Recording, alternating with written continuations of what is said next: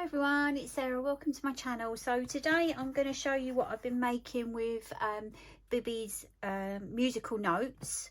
So obviously they're all the dies, an embossing folder, and then we're going to flick through some cards, and then I'll give you some measurements of a couple of the cards that I've made.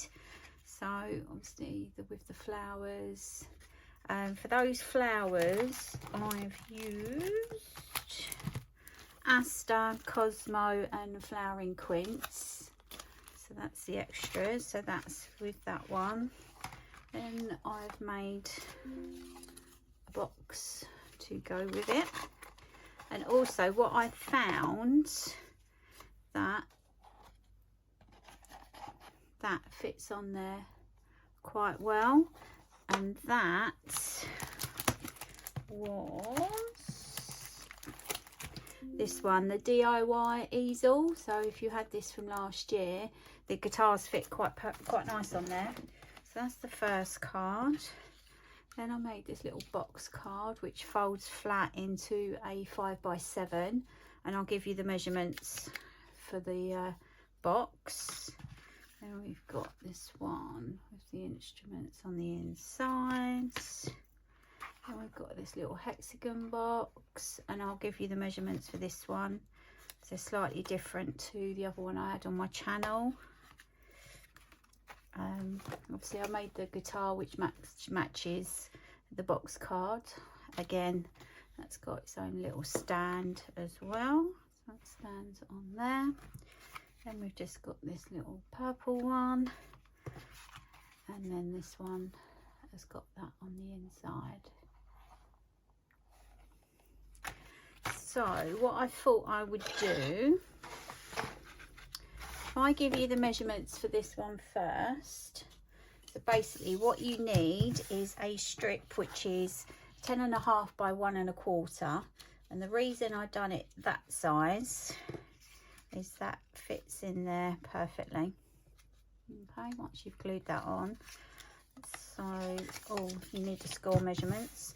So I scored a 1/2 inch, 2 inch, 5.5 and 7.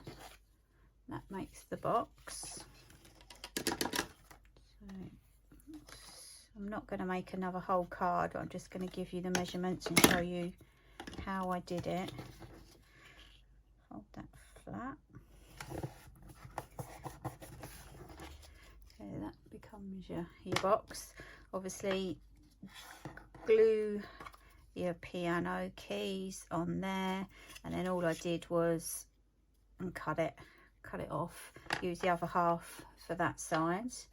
And then for the inside part you need 2 pieces that are 4.5 by 1.25, score at 1/2 inch and 4 inches, and then stick those in like so. And that's what I've done in there, you can see. And then cut your instruments out. I've glued that a couple of times so it's nice and sturdy on the back. And what I did was I measured, so you can get it in a 5x7.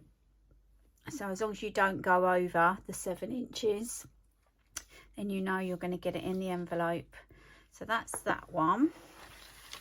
And then for this one, what you need, you need a piece of 6x6, and then you're going to score at 1.25 and 4 3/4.